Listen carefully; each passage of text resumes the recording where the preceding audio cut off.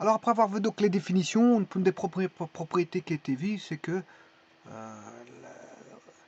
au travers de la définition, par l'algorithme ici, avec le processus ici, bon, ça a été vu tout ça. Une des premières propriétés qui a été vue dans la vidéo précédente, concernant les valeurs absolues que vous pouvez consulter dans la playlist des valeurs absolues, c'est que la valeur absolue de x égale 0, qui va dire que x égale 0. Bon, ici, ce qu'il en est, je veux faire une comparaison de la valeur absolue de x et de moins x. Et puis, je vais comparer la valeur absolue de... enfin, ici, je vais faire ça, la valeur absolue de x et de moins x. Bon, c'est la deuxième propriété. Alors, pour ça, bien sûr, je vais éliminer tout ce qui est ici. Alors, je rappelle que si je mets v, la valeur absolue, c'est un v. Hein. C'est une fonction en v.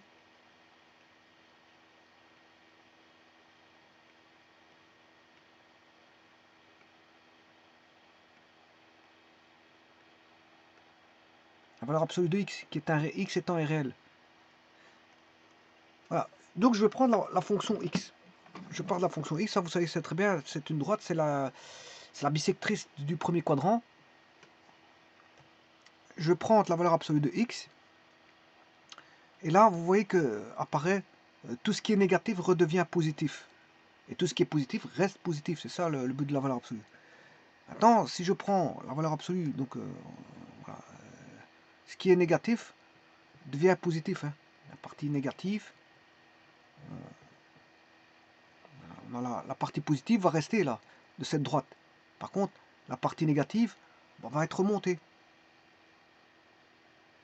Si vous voulez, on fera une symétrie orthogonale de ce qui est négatif. Symétrie orthogonale par rapport à l'axe OY. OX, je m'excuse, OX.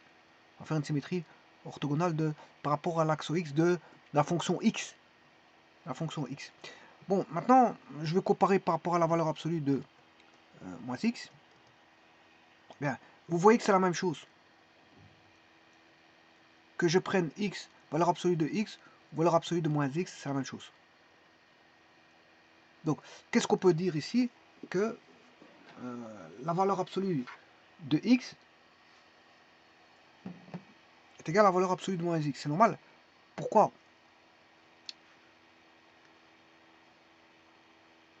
C'est par les définitions des valeurs absolues. Hein.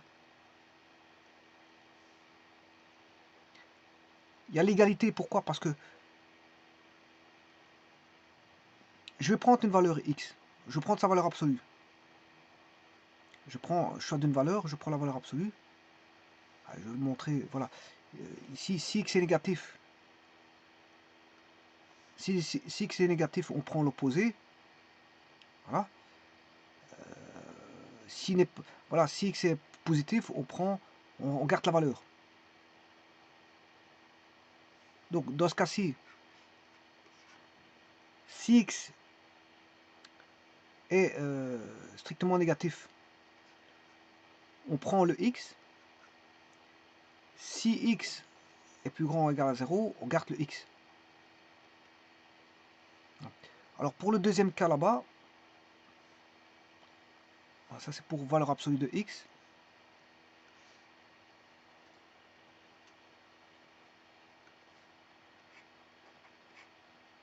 Voilà, l'algorithme il va donner ceci. Si x est négatif, on va prendre l'opposé. Et si x est positif, on garde le nombre. Maintenant, si je fais moins x, je prends moins x. Alors, si moins x est négatif, je prends l'opposé. C'est-à-dire, je vais prendre x. Mais si moins x est plus grand ou égal à 0, je vais garder moins x.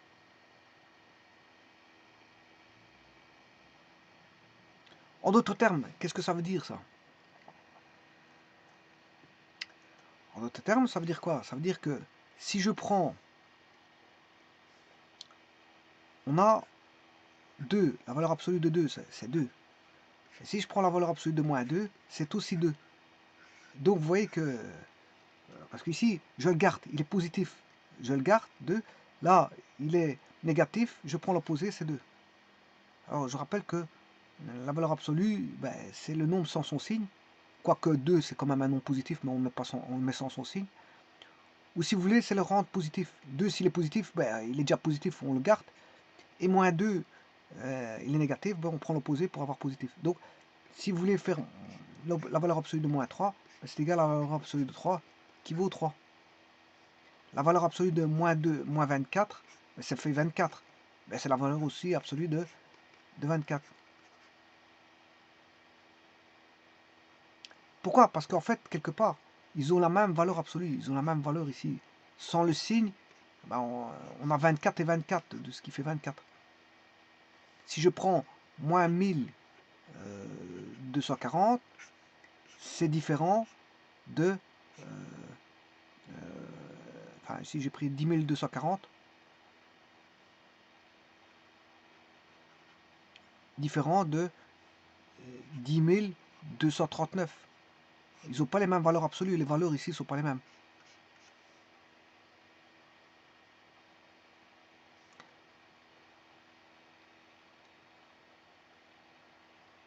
Ah. Donc la valeur absolue, ça c'est une deuxième propriété. La valeur absolue de x vaut la valeur absolue de moins x.